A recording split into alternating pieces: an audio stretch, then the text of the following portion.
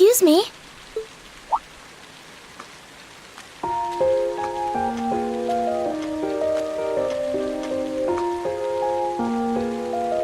I do apologize for stopping you on a rainy day like this. Do you know if this is the building in which I might find the principal's office? Oh, yeah, you're in the right place. His office is in the East Wing, first floor. The receptionist might have gone home already, but I can show you the way if you'd like. Thank you for your kindness.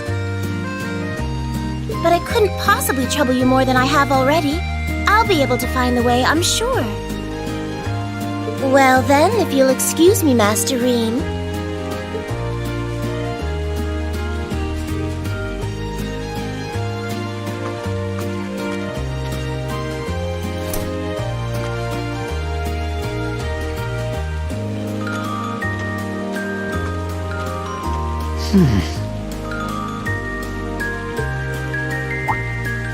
Wait a minute.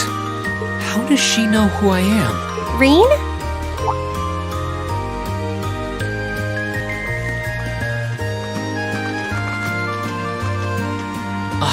Hey there, Elisa.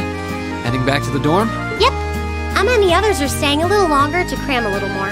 But I figured I'm not going to learn much more today, so I might as well call it a night and start prepping for tomorrow. Right.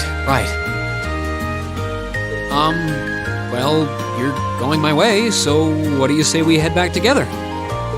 Sure, okay.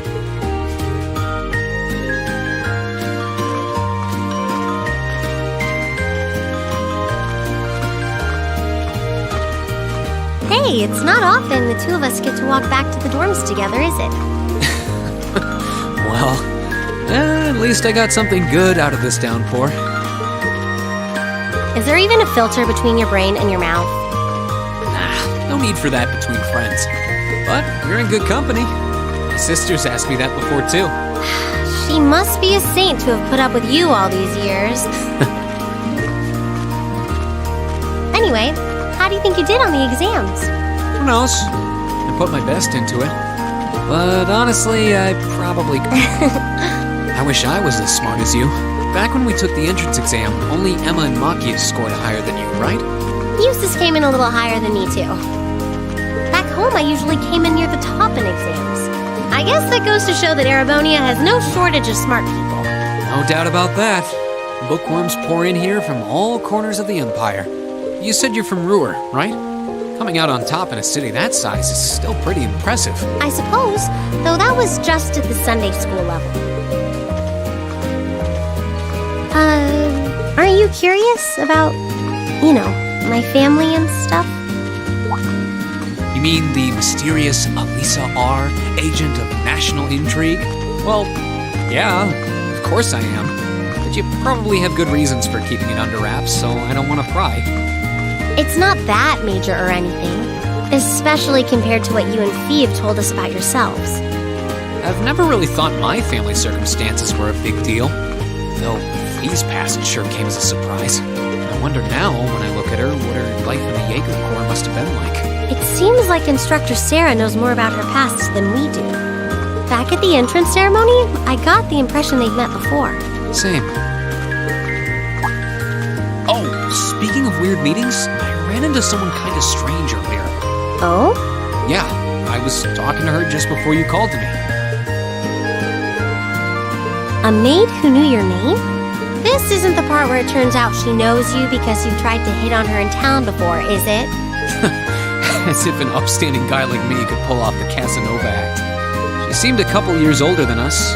Maybe... A maid in her early 20s. Something wrong? No, just thinking. There's no way it could really have been her. Mother keeps her far too busy to find the time to come here.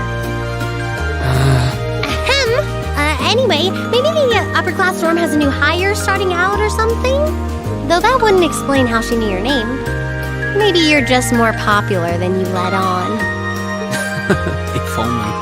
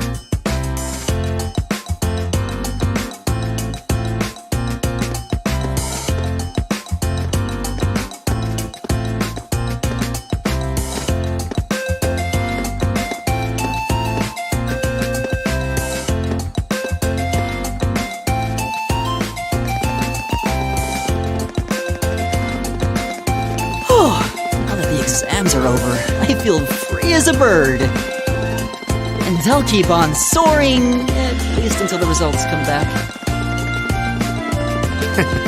I sympathize, but personally, I've got a good feeling about these.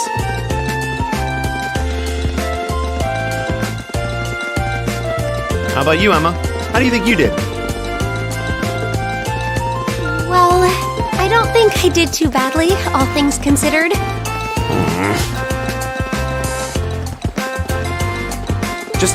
Just stop before you embarrass yourself. We'll just have to wait and see what next week's results look like. Anyway, what do you think that was all about with Instructor Sarah? Oh, you mean that whole thing about going out of town to meet someone? Going out of town? Won't be back until tomorrow night? It's almost as if... She's going to meet her secret lover? Impossible. The Empire hasn't yet turned out a man desperate enough to woo that alcoholic typhoon. You have a point. I can't deny she's got the looks to snare a man, but that personality and lifestyle. You guys are terrible. Totally agreed, though. Ouch. Not surprised to hear that from you, though, Green. She always seems to dump the most work on you. Will you be helping the student council again tomorrow? That's the plan. Heck, I'm almost looking forward to being the student council's errand boy after holding up studying for so long. Perhaps so. Oh, please let us know if you plan on exploring the old schoolhouse. Yeah, I'd be glad to lend a hand this time.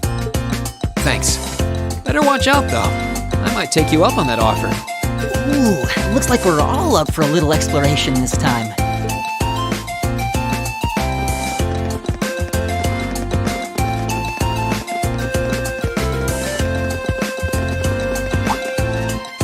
Come to think of it, where did Gaius run off to? He mentioned the principal wanted to have a word with them. You think he went there? Oh, yeah. Wonder what that was about. I hope he hasn't gotten into trouble. I mean, I doubt he would. I have no idea. He and Laura left early too. I was kind of hoping we could all walk back to the dorm together for once. That sounds nice. Hey, so this might just be my imagination, but do those two seem kind of awkward around each other to anyone else? Really? So you think so too? It seems like it started around the beginning of the month. I wonder if something happened then. It's like they've been avoiding each other ever since. You say that, but I did not take either as the type to dwell on petty issues or misunderstandings. Neither did I. We've been trying to suss out what the problem between them is, but so far, no. I wonder if that's what that was all about. Did you see something, Machias? What happened? Well, do you remember the day we gave our group reports on what happened during last month's field study? We gave a truthful account, including the part where Fee used an explosive to blast open the door to my cell. Yeah? That's when we found out that Fee used to be in a Jaeger Corps. That really threw me for a loop, but what does that have to do with Laura? Well, when that came up, I couldn't help but notice Laura had a rather unpleasant expression. It flashed across her face for only a moment, though, so I wondered if I had just imagined it. Interesting. But even if we assume that's true, what reason would she have to be upset? I can hardly hazard a guess. We all have certain things we'd rather keep to ourselves. We even have a member of this very class who remains tight-lipped about her own family, after all. Do you really have to drag me into this? My apologies. I meant no offense. I do have my suspicions as to your lineage, however. Really? Ugh, you.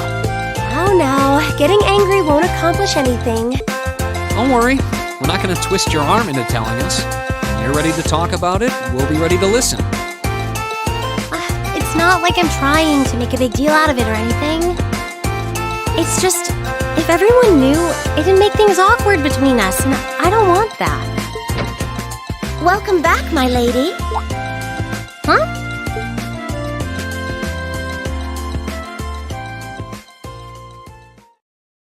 What?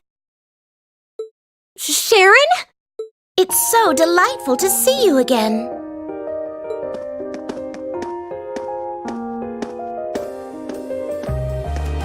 Oh, hey, it's that maid I ran into the other day. You know her? What are you doing here? She did it. Mother didn't.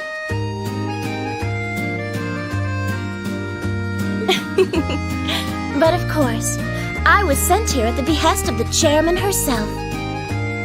Starting today, I will be assuming the position of caretaker for Class 7's dormitory.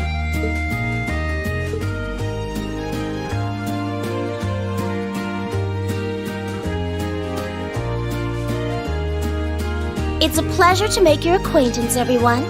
My name is Sharon Kruger. I am a servant in the employ of the Rhineford household, Lady Elisa's family. I will do all I can to be of service to you, so please keep me informed of anything you might need.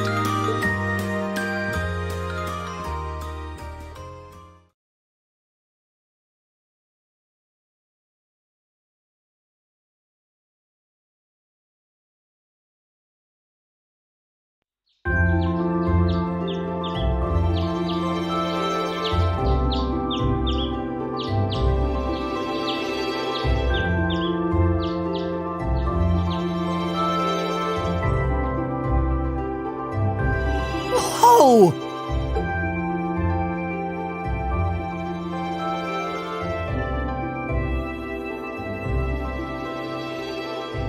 Simply spectacular. Just how many different types of food are there here? This looks more than edible. I believe this is what they call an imperial breakfast. That's right, Emma. It's a traditional Erebonian style of breakfast. I must apologize. It's taken me some time to familiarize myself with this kitchen, so my cooking has been a bit lackluster. Come now, Sharon. Your skill is something to be praised. This is far more colorful and varied than the breakfast served in my own home. I would compare this spread favorably with the breakfast served in the Duke's household. I'm honored that you think so. I've also brewed both tea and coffee if anyone would like some.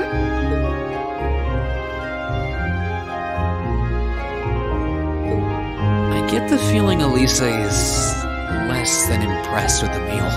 It sounds like they had a big argument yesterday. Not a chance! I thought I'd finally gotten away from her. I'm not going to let her have her way this time. My lady, please. I truly don't believe the chairman sent me to keep an eye on you like that. She simply sent me so that her beloved daughter might have fewer inconveniences in her daily life. I can take perfectly good care of myself, thank you very much.